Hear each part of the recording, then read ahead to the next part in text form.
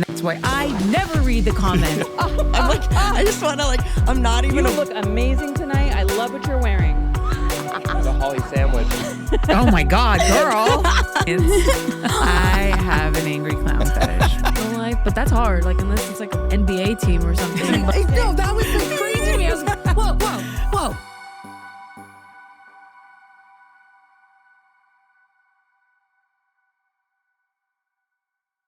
Hello, everybody. Welcome back to Holly Randall Unfiltered.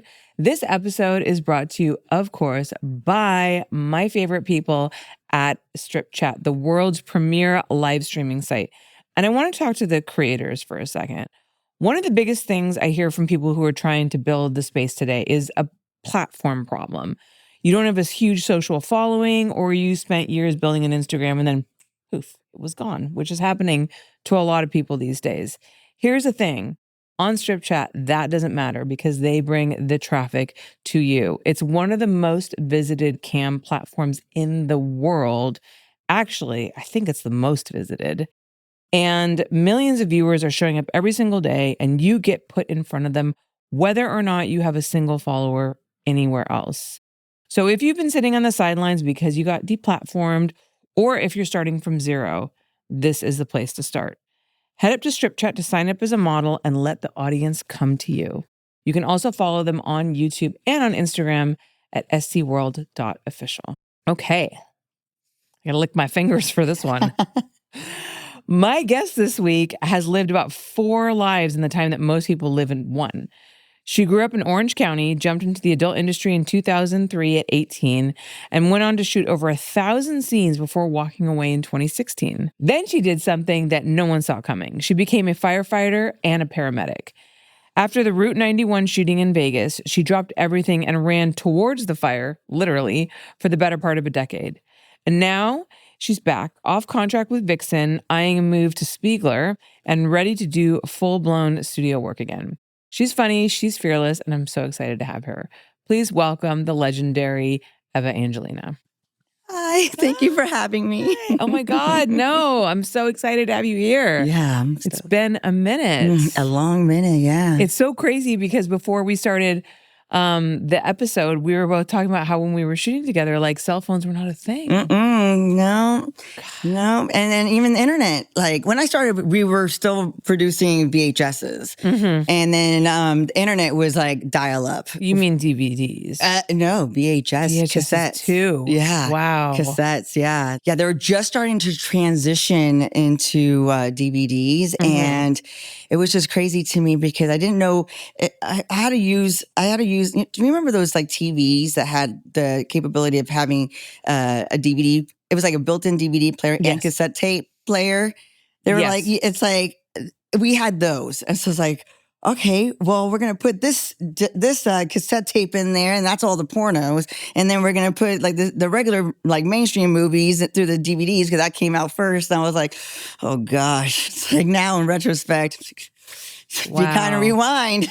I know. I was thinking that when you first said that. For those of you who are of a younger generation and don't remember what it was like to have a VHS tape, when you would rent stuff from Blockbuster, they had all these signs everywhere, please be kind, rewind, because if you didn't, then they would have to rewind the tape before they rented it out to other people, which was, I guess, and then broadband internet. Do you remember when you had to wait for the dial-up and all that stuff? Yeah. You couldn't be on a landline and use the internet at the same time. You had to pick one. Yes. And you'd have to sit there. I mean, this is why my mom did so well in the beginning, because she was all photos pretty much, because back then, you couldn't stream video on the internet. No. Get out of here. It wasn't even a thing. No, not even. I mean, even if you put a video up, it was the smallest resolution. It would take forever to download, and it was expensive. Bandwidth was expensive. So you would, join SuseNet, and you would go to look at the pictures. And I just remembered in those early days, you'd be the noise of the dialing up, and then the picture would appear pixel by pixel coming down the screen. It's eternity. Now it's everything's instant gratification. So, do you think that that's a good thing? Because I mean, on some level, I love ordering something from Amazon and getting the next day. There are many times where I'm just God, this is such a better way to live. But then there's also like, I think a lot of problems with society because of it. Yeah, I think ultimately because everything is literally just on the click of a phone, on demand, instant gratification, people don't really want to work to get it done like the proper way. Like they won't even leave their house to go pick up their food. You know, it'll be delivered to them. Or like you can't really plan your shopping because you don't need to. You can just do it. You can do it on the toilet if you wanted to, you know, and then the groceries end up on your doorstep in an hour. So it's a lot of the work ethic, I think, is being kind of robbed subconsciously from people because everything's just done so easily now. I think also too, and I think this probably only applies to like certain people, probably like you and me, who can make as much work for ourselves as we want to, right? Because we work for ourselves. One would think that, okay, all of these, you know, time-saving capabilities that we have will give us more free time to do the things that we want. But I find that I fill that free time with more work. Bring it on. Yeah, no, I'll go crazy. I will go crazy. Yeah. I have to work. I feel like I have to have that sense of purpose. And when I'm just laying around and just death scrolling and all that, it's just, or doom scrolling, I should say. I do feel like it's a waste of my time. I could be doing other productive things. So. 100%. I know. I always like, it's so funny how some things though that used to be considered a real waste of time now can be productive in a strange way, like gaming, right? I think about gaming. I think about all these girls who game and get paid to game because people watch them game. And I played video games like a little bit in my 20s, but I always felt so guilty about it. I always felt like this is such a waste of my time. I could be doing something better. Right. Like I'm and I can't shake that feeling. Right. Like still to this day, like it feels lazy for me to sit and game. It's crazy though, because like my ex-husband, he was in the Army and all they did when they were off duty was game. And man, I wonder how many of these soldiers that still do that would be on Twitch and make money. Like they would probably quadruple their military income if they did that. You got to be like hot though, right? Well, you know, On a game with your shirt off. they probably would anyways. Yeah. Be all beast mode, adrenaline, and you know, testosterone out and everything. I know, it's funny, you know, they're like actually fighting real wars and then they're going and playing a video game about fighting, like Call of Duty. They're good though. I try to play with them several times because we have little like gaming parties at our house, and I like they're literally the whole time just respawning me because I'm like dying every 2 seconds, and I'm like, I'm just gonna watch. Okay, they've had the real life experience. Yes, they're very good. All right, so let's start at the beginning, as we always like to do on this show. So how did you get into the adult industry at 18? So I was a big fan of the OC Weekly's adult employment classified section. Oh, really? I know. I was always the person in school that like always had the handy cam in their backpack and film stuff and everything. And I would film things in like bathroom stalls and stuff like that. So naturally, when I saw this one ad that stuck out, it was, do you want to shock all your parents? Call Callie Cox at this number. And I'm like, ding, ding, ding. It was a brand new like classified ad. Do you want to shock and awe your parents? Yeah, I was drawn to that. Wow, that's one hell of a hook. Yeah, it got me. And do you want to shame your family? Join the porn industry. I'm like, I was like, me. I was like, what is it? Like, yeah, curiosity killed the cat. But like, because I knew it was adult stuff, I just didn't know what it was. And come to find out it was Shane's World. So it ended up being like a legitimate company, and they took really good care of me. It was God, they were huge. Yeah. They used to have these booths at AVN that were like, I think they had a jacuzzi one year. I would not doubt it. I mean, they were massive. For those who may not know, can you explain like what Shane's World was? Yeah, so Shane's World was pretty much like the OG of reality adult television, I guess you can say. The series that I personally used to shoot for all the time was College Invasion. So what they would do was they would pre-organize a frat party at one of the universities. Even in Canada, they would do it up there too. And they would pre-test certain students. So we knew when we would go in there, which ones were tested and who we can mess with. And then a bunch of porn stars, male and females, will just strut right into these parties. And and devoured these students. And it was literally the craziest environment. It was so cool. And eventually they did get in trouble. Something happened off camera. I feel like I remember that. It was a Jack Bennett situation. Yes. They ended up putting him in jail for 10 years. And yeah, they put him in jail. He served the full amount of time, but they ended up giving him a settlement because they sued him. They sued the court system, and he like left with a bunch of cash. Wow. So he started a business, and now he's doing awesome. Like, I spoke to him briefly a few weeks ago, and I was with Rachel Starr. She gets him on the phone and stuff, and he's like married with a baby and like just doing super awesome. Has like an amazing business, making like shit ton of money, and is living a normal life. Crazy. Now. Yeah, he's a completely different person. Back then, everybody was kind of reckless when we were put in that kind of environment. Yeah. You know? Like everything, like whatever, you know. Yeah, and then we forget that we're not like when we were you're not in a around controlled set. Yeah, when we're not on set, when we're with like regular people, like the things that we say and do are like not normal. Yeah. And it's not, you can get you in trouble. So it happened. And also like mixing alcohol with like those kinds of environments and young people and like party environments and God, I mean, that shit would not fly today. Yeah. You could not do anything like that. Because think of all of the people who were on camera that weren't being involved in the sexual activity. Like, you'd have to get paperwork and IDs and consent on every single one of them. You could not have alcohol. No way. Like, at least, like, you shouldn't, Right. I mean, all of these rules that we have to regulate, like, safety now has just made the industry so different. And back then, I feel like at the beginning of the internet, I mean, you can obviously attest to this because you lived it, but like, people were just doing crazy shit. Yeah. Because so many of the restrictions were sort of lifted because, before the internet came along, you were bound because you were doing physical distribution of magazines and DVDs and VHS tapes. Mm-hmm. You were bound by the laws of certain states. Right. Which is why before the internet came along, all the magazine layouts were like technically softcore. There wasn't penetration. Mm-hmm. It was just like a guy posing with his semi-flaccid penis next to a girl my mom shot all this stuff. So because like penetration wouldn't be allowed in like Canada or like, other states. And so it just made more, you didn't want to have like 5 different versions. Right. And then also too, like, so this is actually, I believe, what put Max Hardcore in jail was he accidentally shipped one of his DVDs that like had all this, crazy like anal stuff to a state that was illegal. It was Arkansas or something like that. I can't remember exactly what it was.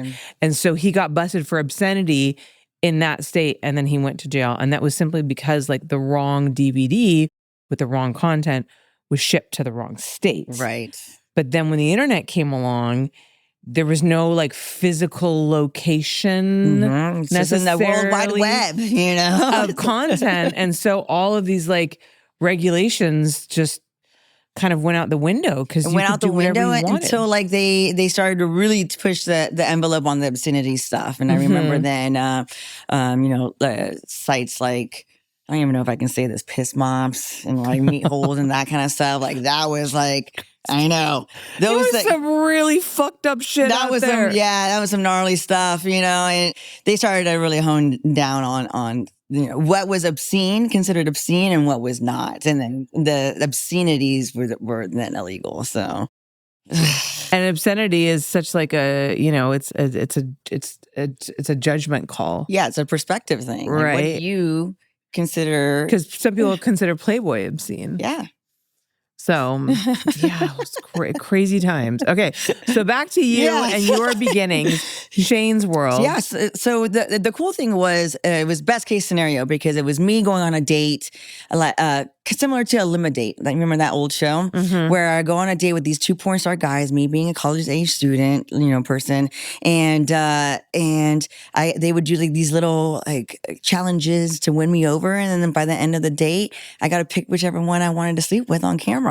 And you really got to make that choice. Yeah, it was 100% my choice. Did you feel bad, like denying the one guy? Well, I ended up working with them both after that. And the only reason why I picked, and I told this to him, the only reason why I picked the other person was because during the eating out portion of the competition, he had like some hair growth coming out, and it was like sandpaper on my vagina. Okay, and I'm like, I can't do that again. Like, okay, got it. So, but like they were both awesome and had a great experience. So, Who was do you remember who the guy was? yeah, so it was Clark Kent and Mr. Pete. Oh, wait. So who was the winner? So I picked Mr. Pete. Ah, Yeah. Mr. Pete. Foot on your head, Mr. Pete. Yeah, which was funny because even to this day, when I do see him, he was like, you know what, you're the only female that I've known this long that I don't owe child support to. I'm like, thanks, I guess. Oh my God. You know, it's hard. People don't remember. I don't think they had a kid together, but people don't realize he was married to Alexis Texas. Yeah. Isn't that wild? Yeah, I remember when they got married. Man, that was so long ago. Yeah, it feels like a lifetime ago. Really. Yeah. So how was your first scene? Like, how was it? Did you feel comfortable immediately? Was it nerve-wracking? It was great because we started off at a restaurant. So then I really got to know them, as for that amount of time, I got to feel more comfortable in just like a talking environment, and I knew I was safe because I was in a public area. But the ultimate goal was, I kind of already was used to having sex with people that I didn't know. This was like the root cause of why I decided to go this route, was because I was meeting random like guys off of like a dating website that in like random hotels and stuff. And I just liked not knowing their name, like it was a weird kind of like little kink I had. But then I had a scare where nothing really happened, but it was like, what could have happened? I was going to ask you if you ever felt in danger. Yeah. So when I got to this hotel, there was a Post-it on the door and it was unlocked. And it says, I went to the vending machine and just help yourself in. I'm like, okay, if I go in, this guy's going to lock the door behind me. And then if it's like some crazy, like, trafficker or something gnarly, then I'm screwed. And it was at the Los Angeles port too. So I'm like, this is a perfect, what could possibly go wrong? Oh, they're going to put you like on a shipping container. Yeah. I'm going to send you to China. So naturally I go in anyway. Of course. And it ended up being like it was a good guy. We ended up seeing each other for quite a bit after that. But I was like, I need to find an alternative. Like, there's got to be a better way. So when I saw that ad, I was like, oh, so I get to get guaranteed 40 minutes of sex. Guaranteed minimum. Yeah. And then there's it's in a controlled environment and everybody's tested and we're safe. And I still get to not know their name. So yeah, it was like the best thing ever. And I just happened to get paid. Yeah. So it was amazing. You forgot the best part. Yeah. I was like, what? So it worked out perfectly. And then when they saw that I really enjoyed myself and I enjoyed the process of the whole shooting and everything, they showed me like the different agencies that were around and like how I can like keep pursuing it.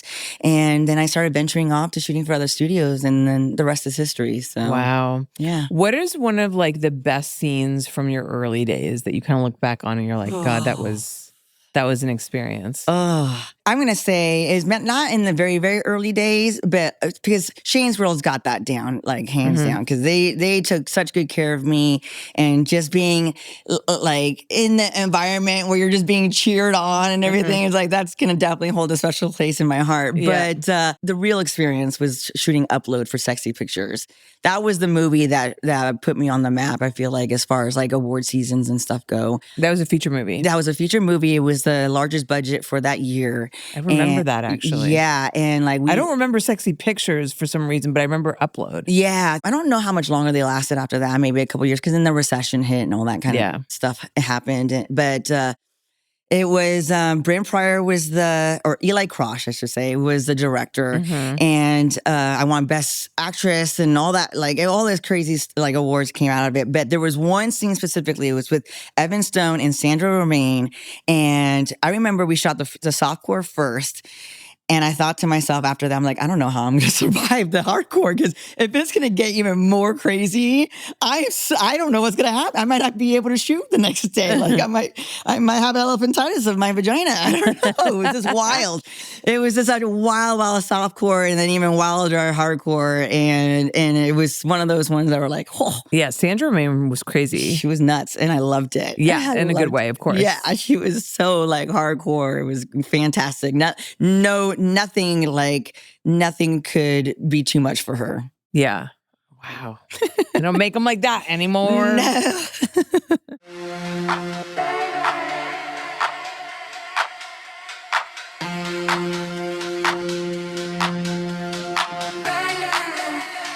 Wanna get down, feel the bass hit my face. I wanna feel that big bass. I wanna feel that fat bass. I wanna feel it hit my face. Feel the bass hit my face.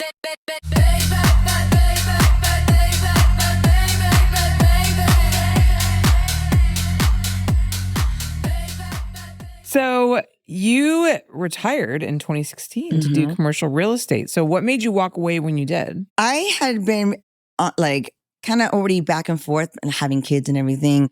So I had one shoe in anyway. And I came back to see what was it like in 2016. And the budgets were down. The morale was down. It was just really, really just depressing. And I remember shooting for a company I used to shoot for all the time. And they're like, hey, we can only give you $600 for this boy-girl scene. And I'm like, that is less than the first day I got into the business. I'm like, okay, if this is what it's going to be like, I'm out. So, and at that time, they had just passed a law where they were going to allow cultivating marijuana. And I had all these cultivators that were like, we need warehouse space. We need space. And I was already doing residential real estate. So I switched over to commercial. I'm like, this is way more lucrative right now. Let's do this. And I just put all my eggs in that basket. Wow. So you're doing commercial real estate for cannabis companies. Oh, wow. That's crazy. Yeah, it was crazy because my clients would show up and they just got their grow house raided, and they would show up with a gunshot wound and all bandaged up and everything. I'm like, this is so gangster.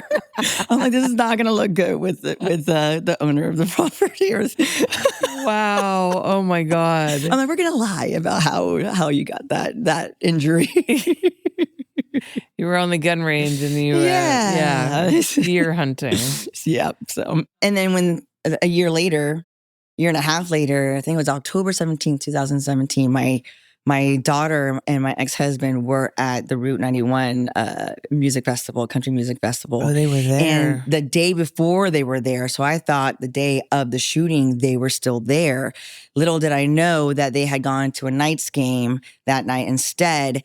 And so while I'm seeing everything unravel in real time on Snapchat, I'm thinking they're there, and I'm thinking I need to be there. I need to help these people. It was this undeniable urge to be first on scene. And after I got the green light that my kid was okay and everybody was in a different place, I was like, okay, now what can I do to serve? And I donated blood. I started the process to start volunteering for Red Cross. And I'm like, this is not enough. And I spoke to my firefighter friend who works out of San Francisco department. And he was like, you just need to be a firefighter. That's the only way. You got to be a firefighter. You've already been doing CrossFit for 5 years. You've been training for the job without you even knowing it's meant to be. And so I was like, okay, let's do this. And I found out that LA City Fire was starting their hiring process.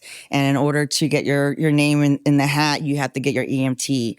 But I was like, I didn't have the full amount of time that I needed to get my EMT certification. I had to do, UCLA has a 4-week program. So instead of doing a 4-month program, I did a 4-week program and just immersed myself in it. And I actually found out that I was pretty decent with the theory side of things. I didn't have any hands-on experience except for our 4 ride-alongs or whatever. So I knew I felt like this is where I needed to be at that point, so wow, everything was kind of coming into place really easily. And I was like, oh, all right. That's crazy. I can't even imagine the terror of that, being a mother myself and oh my gosh. Yeah, the insane amount of fear that is born alongside your child of your child's welfare is and you can't get a hold of them because all the towers are going bananas. Yeah. Cell phone usage is there's no way that it's just too much for the towers. So So tell me about like actually being a firefighter. Like what was that like? It's like being an action hero going to work. And everybody loves you too. Everyone loves firefighters. That's the thing. Like there was one time I got asked the question. It was we were doing like a mock interview, and they were like, "So why did you choose being a firefighter instead of a cop?" And me like being new, not knowing how to answer questions yet for the interview, I was like, well, everybody's always happy to see a firefighter. Yeah. And it's the honest truth, because you're literally showing up on their worst day to be the remedy, to help, and it's just, it was a great experience. I got with a very, very good department. They were so accepting of me. They knew what was going on as far as my past. Did. Yeah, they knew what I had done, and they just didn't care. They stuck up for me. My fire chief stuck up for me and went out to bat for me 110%. Gave me all the opportunity in the world. They paid for my tech rescue classes, so they put me on the tech rescue team, hazmat technician team, like all everything, swiftwater rescue. They let me do everything I wanted, and that doesn't happen very often. So Yeah. usually when you become a medic, you're stuck on being a paramedic, and you're just doing the EMS stuff for a fire. So I was lucky. Wow. Do you have any? You must have seen some crazy things. Yeah. Oh yeah. Yeah. There was I think probably the most memorable was it was a vehicle accident, and it was in the middle of the night, and we had to cut out the body out of the car. So she was already deceased, dead on arrival. And I just remember seeing that there was like no blood. There was no blood around. So that made me feel like that was, dead on impact. And her leg, you can see her leg just so just flesh off the bone. And the motor was in the back seat, and it was just such a gnarly accident. And it took us a good hour or so to get her out. And come to find out, it was a young woman, 21 years old, on her 21st birthday, and it was a sheriff officer's daughter. So it was like the worst case scenario. Oh It's my like God. a woman just barely starting her adult life, and then to know that was a fellow first responder's daughter is like everybody's worst nightmare as a first responder. So Did that make you feel like afraid for the possibilities of what could happen to you, or did it make you feel grateful for the fact that like you are alive and healthy, or is it a mix of both? So if anything, I'm more cautious now because I'm like, that's a trauma alert. That's a trauma alert. Like, don't do that. This is what's going to happen. And I send my daughters stuff where I'm like, don't put your foot on the dashboard. This is an x-ray of what happens when you get in a car God, you're accident. that kind of mom. Yeah. Oh, yeah. Because I'm not paying the hospital bill. Yeah. So don't do stupid stuff, and stupid stuff won't happen to you. Yeah. So, and then obviously there's like the final destination moments where like there was no way you can,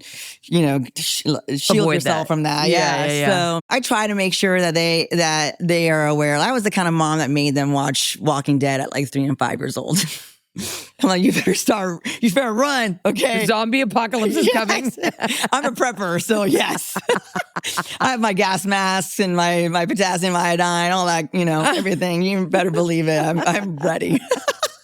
Do you have another firefighting story that stuck with you that maybe was like a good one, like a Yes. positive experience? Absolutely. There's a couple. There was one where it was another vehicle accident, multiple vehicles involved, and we were in an intersection, and the woman had, I believe it was 6 unrestrained young children in the vehicle, and then one. When you say unrestrained, you mean like no seat seat belts, like yeah. nothing like that. And she How was big is the goddamn car. Yeah. Well, they were small, so they were just all jam packed. Yeah. And the one that I was catering to was the one that got ejected, about 8 years old, and we had to airlift him. So my job was to package this child up so it was ready to be airlifted to the flight medics and the flight nurses and stuff. So I had to start this IV, and it's like the smallest little catheter, like gauge needle, and we're like in a moving box, and there's like multiple people doing multiple things at once, and I'm like, okay, I gotta do this. Okay, I don't want to cause more harm, and I just remember nailing it on the first time, like nailing the IV and thinking to myself, holy cow, I freaking did it. Because he was a hard stick anyways. He was darker skinned and he was decompensating. So at that point, you're tanking. So it was kind of like a shoot in the dark and hoping for the best kind of thing. And then in a moving box, and I got it, and I just remember it was like a victorious moment. I was so happy. And then I had stories. I had a call where there was a donkey that had been trapped from a collapsed bridge, and she was stuck in mud overnight, and she was super lethargic when we got to her, and we used our high angle mechanical advantage techniques from Tech Rescue to be able to get her out of literally up to her torso in mud. And got her out. It was like an Atreyu moment. Yeah, and was barely able to get her moving, but we got cookies for the next month every shift. It was the best thing ever, and we got stickers made and everything. Cecile, I believe it was her name, and she survived, and that was a great happy moment. Yeah, we saved the donkey today. Not very typical. So. Those are like my favorite videos to watch on Instagram. Yeah. When someone saves an animal from a seemingly impossible situation. Right. So, Eva, I have to ask you about the Daily Mail. They blew your cover the day you graduated the academy. The article hit 3 counties worth of fire departments. How did you find out, and what was that day actually like? So I remember it was the last day that we were on the fire grounds at the fire academy. We had already passed our state exams, and we were just turning in gear and stuff like that. And I remember leaving, and all of a sudden I get a text from one of my guys. So I was a squad leader. So one of my guys on my squad, he texted me. He's like, I just want you to know that this link is being passed around between all the counties. And I'm like, what link? What now? And I click on the link, and it's Did you sort of know before you even clicked on it, something. What it was going to be saying about your past? It was definitely, I knew it was going to be something, because I can't have a day where I can just feel like I completed a massive obstacle without it then getting put in my face. But it kind of did me a favor though, because then I didn't have to worry about breaking the ice about that when I would do my interviews when I'm trying to get hired. So everybody already knew. And it allowed me to not have that uncomfortable conversation and I already had an idea, at least one of the instructors knew, because the day that they were assigning our gear, he called me by my maiden name, which was only found on my Wikipedia. He didn't call me by my married name, which was nowhere online. So I was like, this guy knows. This guy definitely knows. He checked me out on Wikipedia for sure. Oh my God. I didn't use that last name in 10 years. So did anybody ever ask you about it, on the down low on the job, or did anybody ever think that it was a license to treat you a certain way, or think that they'd be able to get in your pants? Or there was this, I think it was my third shift. And I remember we used to share our station with EMS, our county EMS system. And there was one paramedic that we were just joking around. He walks past me and just smacks the back of my ass in front of my crew. And I was like, laughing it off, try not to make a scene out of it, because it's my third day. And I'm trying not to be an HR disaster, because that was the biggest thing that I heard from other departments, that they were fearful I would be an HR disaster. So I'm not going to be that person. Oh, because of your previous career. And my crew, he actually reported, one of my firefighters reported him and was straight brother protection over me. And it was really, really nice. So it's I didn't have to feel like it was me that was starting drama. They were witness to it. And so there was that. And then I definitely spoke about it. I felt I'm a very open book, and I want people to hear it from me rather than having their own, misconceptions of what reality is, So I'm we don't break out in gangbangs randomly and all that kind of stuff. And I've actually been told that. I was do you guys just all just do gangbangs all the time? I'm no, but we all share Thanksgiving dinner with each other, come on. It's relax, guys. So I'd rather them hear it from me. And then it me showing them that I'm not shameful or like just embarrassed in any way, shape, or form, it made him feel like it didn't have to be an uncomfortable conversation to have. It takes the power away from like any sort of shame building around it if you fully own it. Yeah, absolutely. Yeah. It's funny, like when you said about the gangbangs, it makes me think, it always makes me laugh because, I had Girthmaster on and, I asked him like, what was one of the things that surprised you about the adult industry when you got into it? He's like, I thought there'd be more orgies.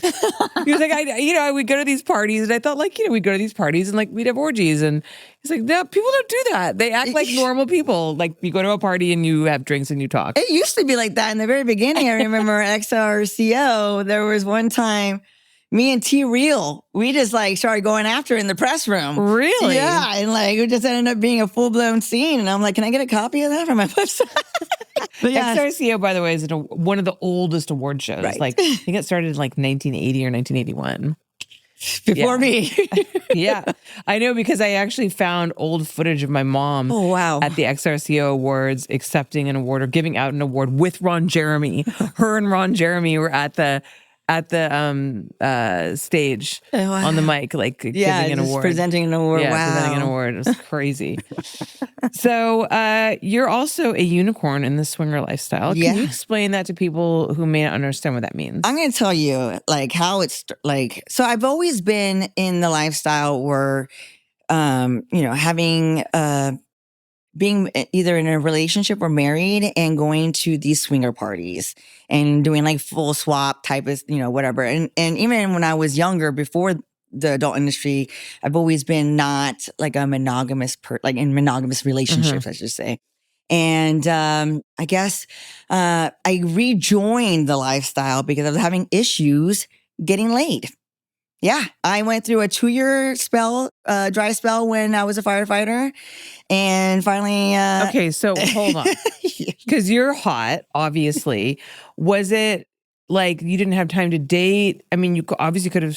Like, I'm assuming there was a big no sleeping with like your fellow, right? And you probably didn't want to jeopardize your career in that way. I didn't want to be the person that they would expect me to be, having just making my rounds. The HR disaster. Yeah, the HR disaster. Right. And so I made it a point to not entertain that. And then, but really in like regular civilian world, I could not get anybody to perform. Like the issue is they like will be like hot and heavy and ready to go, and then like lifeless. Like no life on planet Earth down there. Like, do you think they were intimidated by you? It's very possible. Did they know that you had been an adult star? I always assume that everybody knows. Yeah. I think it's like, because then I had no idea. I'm like, yeah, whatever. Like I'm sure you, like, there's no way you can't know if you were a teenager in your life when I was in the industry, then I was on your hard drive. There's no way. I've shot so much. There's no way.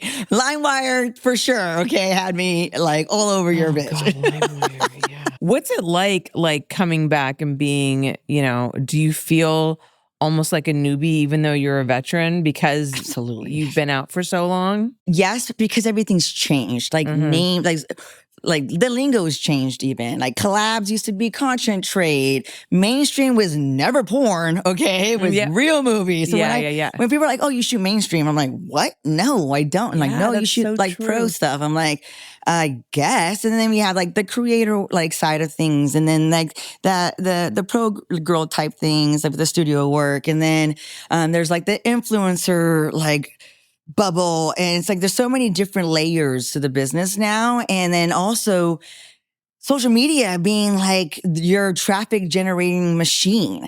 Like before it was just like my digital photo album, and now I have to worry about algorithms and shadow banning and all this crazy stuff. I'm like, wait.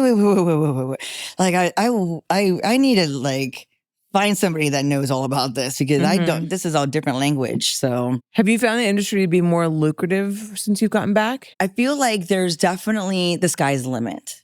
The ball is in our court now as a female, as far as how far we want to take it. And ultimately, yes, it's good to do the studio work, to do, to stay relevant and see that side of the industry too. But, really, there's women that don't even shoot hardcore stuff on OnlyFans that that make a shit ton of money. So it's a lot of money, and it's just where you want to take it. How far do you want to go? And I always tell people, it's like, ultimately it's like the military. You got to use the military, not let it use you. Just like you got to use the adult industry and not let it use you, because it will. Interesting. So, like in what way? well, by being taken advantage of, Mhm. by whether it's a management company or an agency or a studio or something like that, doing some things outside of your comfort zone, rather than you be a sort of advocate for yourself and then market yourself like you're this like $100,000 horse, like. You could be a $10,000 horse, but if you market yourself like a $100,000 horse, then everyone's going to believe it, and then you are. So it's kind of nice to have that ability before we just relied on the companies to do the marketing for us. Yeah, and you had so much less choice. Yeah, it's like, did I make the box cover? I remember sifting through AVN magazine and seeing what movies I shot that had me on the box cover, and that was like, okay, cool. And like that was it. That was the marketing. So, I mean, speaking of, you came in at 18, right? Did you find that you had a hard time setting boundaries with people? Did you find that there were times that you were taken advantage of? Looking back, would you have started later if you could have? I probably would have started later, just because I had already wanted to be a 911 dispatcher at that point. And the point kept me from that, because I felt like that would have been a stepping stone to do first responding, like, the firefighter aspect. And I do wish I would have started that much sooner. I do feel like in the beginning, I because I just didn't know. There was one time I went into a studio, and it was late. It was later at night, and I didn't realize that my agent at that time was basically a suitcase pimp. So I was like waiting for the camera guy to show up and all that stuff. I was like, maybe it's hidden. I was just naive. I didn't know, and it ended up being kind of like an escorting gig. It was me and another girl, and then we just ended up just sucking their dicks, and then we got paid. I was like, okay, well, where was the camera? Yeah. But I didn't know. But I just didn't know better, because I grew up in a very good environment. I wasn't really exposed to like the bad side of certain things and that kind of dark world. So I just didn't really think that was something I was doing. You were trusting. Yeah, I just didn't think. I didn't think like that. It just wasn't part of my comprehension. So, at the end of the day, I do feel like those type of situations hardened me in a sense where now I advocate for myself. Now, like, you kind of have to do those kind of like have those moments where like, all right, I'm not doing that again. That's the boundary. It's been set now. So. Yeah. What advice would you give to like your 18-year-old self, or anybody looking to come into the industry at any age? It will be around forever. If you ever plan on having another career, or if you think this is forever, it's not. And anticipate having to go into the workforce outside of shooting porn, and that's gonna follow you. People will recognize you, and there will be the stigma, and you may just end up seeming to other people through their eyes as a pretty girl and with a body, and nothing more than that. So if you have substance and you want that to be seen in the long run, without the dark cloud hovering over you, I would give a long look, because even when I was in real estate, there would be people that would just fans that would come and contact me, not letting me know that they were a fan, and give me fake proof of funds and like Just so they could meet you. just so they can meet me. Or like there was one guy I took out 2 days worth of showing property, wrote a contract, got it accepted, and then he pulled out. I was like, oh, I'm sorry, I didn't really want it after all. Do you want to go get like cocktails? And I was like, come on. I was like, I'm not having drinks with you until after escrow has closed and everything's been funded. Wow. Like, there's like not a chance. And then people like threatening my kids because I called them out on that, like that fake proof of funds thing and all that. And even when I was doing cosmetology, I had left the business for a second to pursue cosmetology and be a hairdresser. And when I was trying to use my fans and my social media as like a way to get clients, they would just end up in the parking lot waiting for me to leave the salon so they can follow me home. So yeah, stuff like that kind of ruin it for life after porn. Yeah. Just makes it much, much more difficult. So think about those things. And then also like relationships too. I find it very difficult to have a relationship being in this industry. And even outside during that 6-year period, I had a lot of issues, even getting laid apparently, So it's like, it's just so many things you don't think about when you're 18. You're just like, I'm just going to have fun, and it's much more than that. What is the biggest obstacle that you find in dating specifically? Getting a date. Getting a date in the first place? Yeah, I don't get asked to go on dates.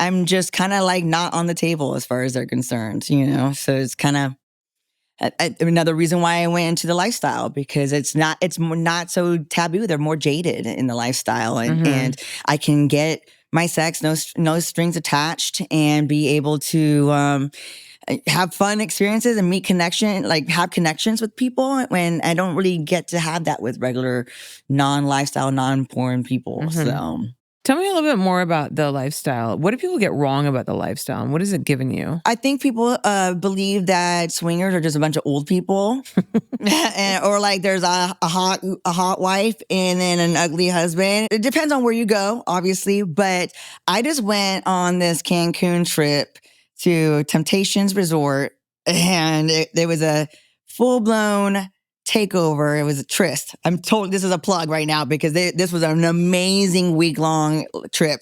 And I've never been around so many hot people in my life. Like fashion runway type model looking women with like athletic or bodybuilding husbands. And I'm like, I am a kid in the candy store.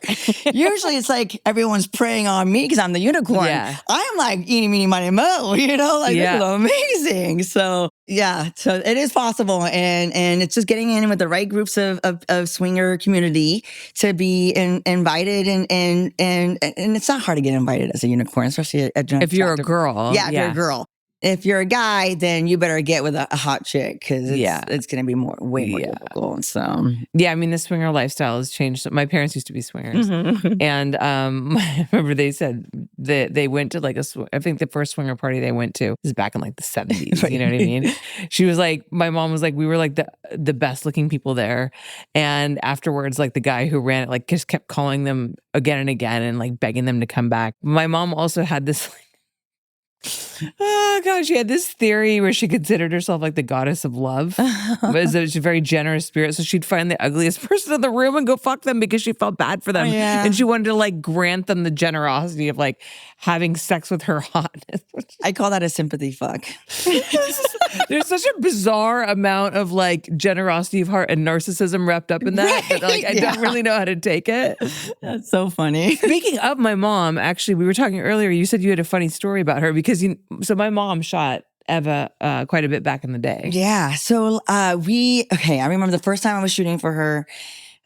Derek was my agent, and Derek Hay. Don't beat your light. Yeah. And like, he gave me the lowdowns. Like, if you're not a 10 when you show up, she'll just send your ass home.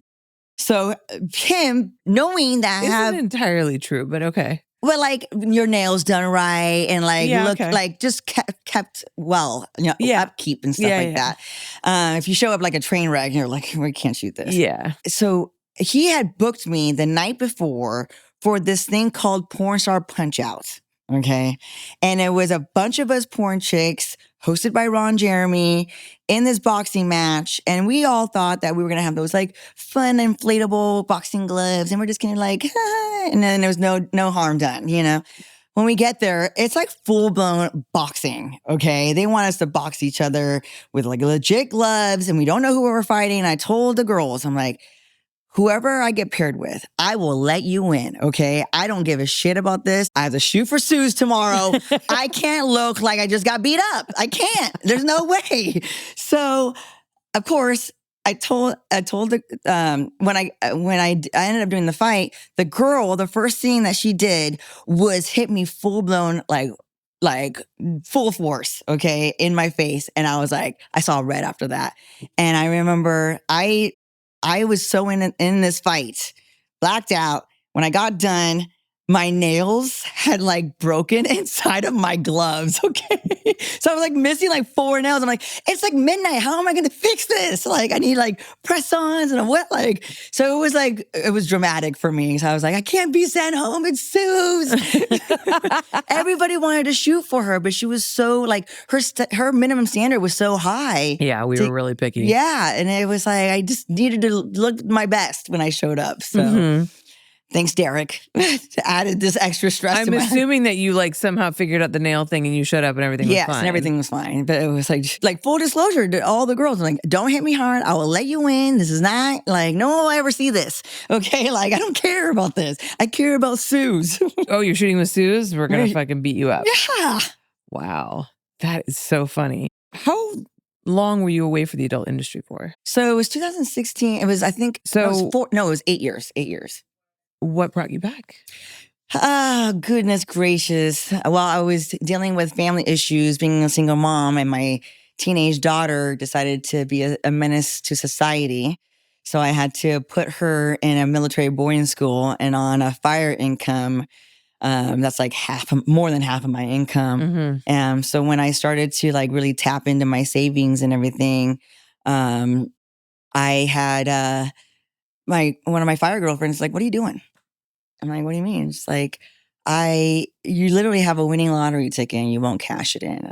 And it's like, but like, I worked so hard for this career. Like, I can't. You worked so hard to get out of the adult industry, to get away from the stigma that it attaches to you, to like have a normal life, like get a real job, as so many people say. Yeah, get a real career. Like it was a perfectly good career. I was super happy. It just, I didn't have the support system.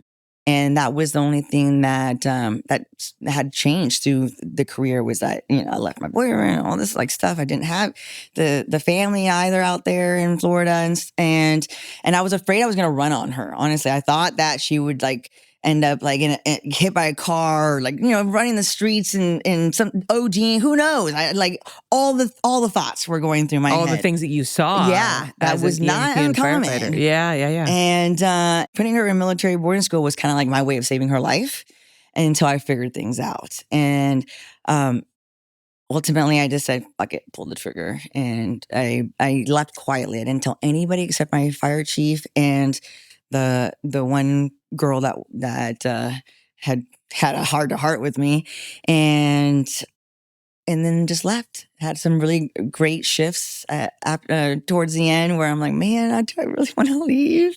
Like, come on. But I still do the Swiftwater Rescue. I'm an adjunct instructor for the company that teaches all the firefighters and beach patrol and Swiftwater Rescue. So I still do that a few times a year. And I'm working on my prereqs for medical school right now too. So oh wow, yeah. So I'm definitely going towards emergency medicine, and we'll see how the starting over with the dealing with the stigma of having returned to and now trying to get into medical school. Yeah. I might be in the Caribbean. Let's be real. I mean, but you got to try, right? I have to try. The time's going to go by anyways. Yeah.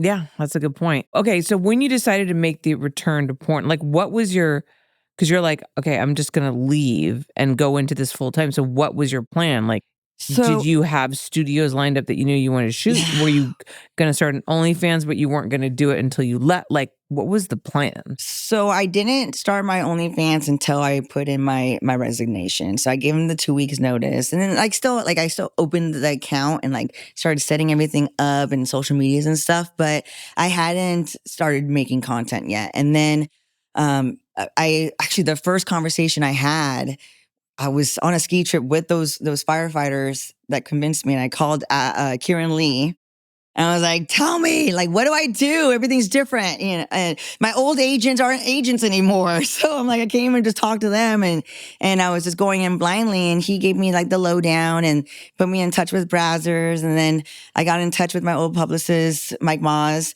not knowing that he was running Vixen. Yeah, running Vixen. Yeah. And then he's like, "Don't sign anything yet. I'll be, give me a day." I was like, okay, whatever that means.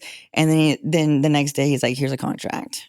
Wow. Like, okay. And being able to come back under the Vixen umbrella is a huge deal. Yeah, it was really, really nice. I was definitely just taken really good care of,